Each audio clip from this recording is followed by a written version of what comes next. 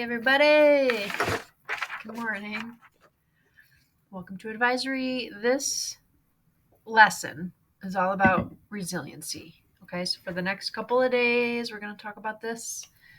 So, what is it? Resiliency it's like the ability to withstand any kind of hardship or adversity, right? So that means like go through something tough, our ability to get through it and come out on the other side. That's what resiliency means, okay? That is important because it gives people the strength needed to process and overcome hardship, right? So we're going to talk about this the next couple of lessons. So here's a good story, which you all are probably familiar with, about resiliency and overcoming adversity, right? So Helen Keller was born both deaf and blind. So she spent most of her childhood without any ability to communicate with people around her. But when her teacher, Anne Sullivan, spelled the word water while running her hand in the water, she was able to develop this lifetime curiosity with words and communication. Okay, so at a time when being physically impaired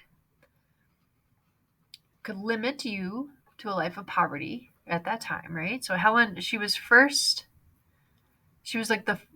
first deaf blind person to receive a university bachelor's degree, right? So she grew up having this disability, okay, struggled as anyone would in the world, and was able to get to a point where she received that bachelor's degree despite all the struggles that she faced, right?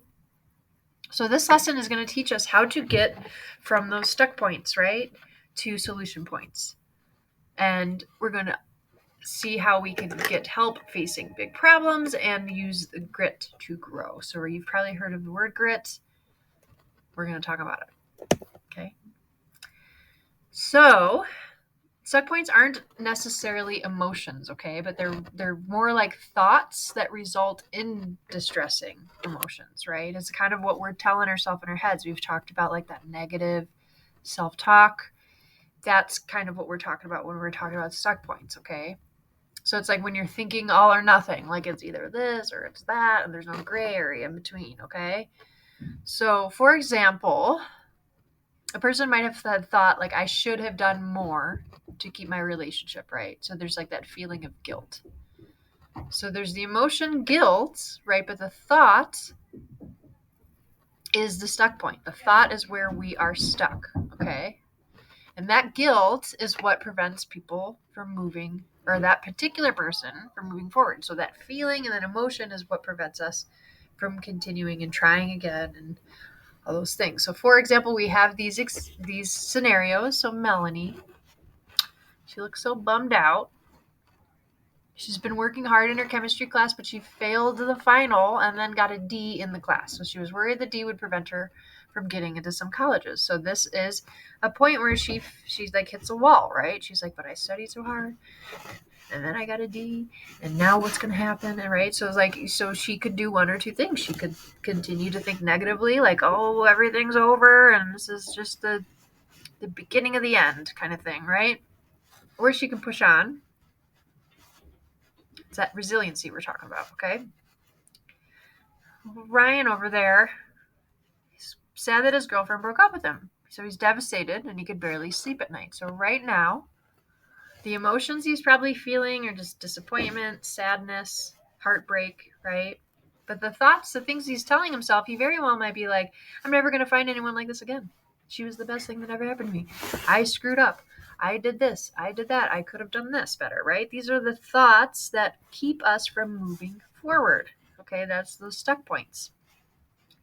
So Melanie and Ryan are experiencing these stuck points. A stuck point is at any time when you face a challenge in life. So again, this lesson will show you how to go from those stuck points to the solution points by being flexible in your thinking. It's all about what's up here, okay? We will believe anything we tell ourselves, right? Okay. So think of this as like a log, right? So when you think about stuck points, there's like, oh, this is cutting off here. Oh my goodness. Oh my goodness. How do you? Okay. There we go. Okay. Thanks for being patient. Okay. So there's like 3 parts to this, right? There's the event, the belief, what you're telling yourself, and then the consequence, what comes from that. Okay. So these are examples like, okay, so what happened? I failed my course, right? I failed biology last semester, or I failed English last semester, or I failed ELDs, whatever that is, that's the activating event. That's what happens, okay? The belief is what you tell yourself after that happens. Oh, I'm so stupid. I can't do anything right, right? I can't believe I did that. I should have studied harder. I should have. All these things, okay? And then the consequence. What do you feel? Those are the emotions, okay? So if we're telling ourselves over and over again how dumb we are, right? Or how we didn't do the right thing and how again I've failed and again I'm not good enough, right? If we're telling ourselves these things, it's going to make us feel a certain way, right? So that leads to anger at myself and sadness, right? So the failing the course is the event. The belief is the stuck point, right? I could never do anything right. And then you got the consequence. So if you're telling yourself every day that you're not a good person, you're going to start to believe that you're not a good person and you're going to start to feel pretty crappy, right? Why would anyone want to hang out with me if I'm a horrible person, right? So again, like as we're telling ourselves these negative things, it's gonna show up in our emotions in our bodies in a certain way. Okay. So stuck points are thoughts that you have that keep you from moving past something. Okay. So yeah, people fail things, people make mistakes. Okay. But we can tell ourselves certain things that will help us move forward, or we can tell ourselves things that will keep us where we're at. Okay. So the thoughts might not be 100% accurate, right? By saying I can never do anything right, be like, well, I'm sure there's some things you've done in the past that were pretty solid. You know what I mean? So that's what I mean by they're not always accurate. We tell ourselves stuff all the time that aren't things that aren't true. Okay, so they can be thoughts about whatever your understanding is from what happened, right? It could be thoughts about yourself, about others, about the world we all live in. Okay, they could also, like stuck points typically use pretty extreme language, like use like I always, I never, okay, or everyone hates me, or everyone's out to get me, or I always screw up, right? These are these adverbs of frequency are telling us it's more dramatic or it's more extreme than it really is. So I want you to look at this stuck point log, and with this log, I want you to think of an example from your own life. Okay, what happened? What did you tell yourself? What did you feel?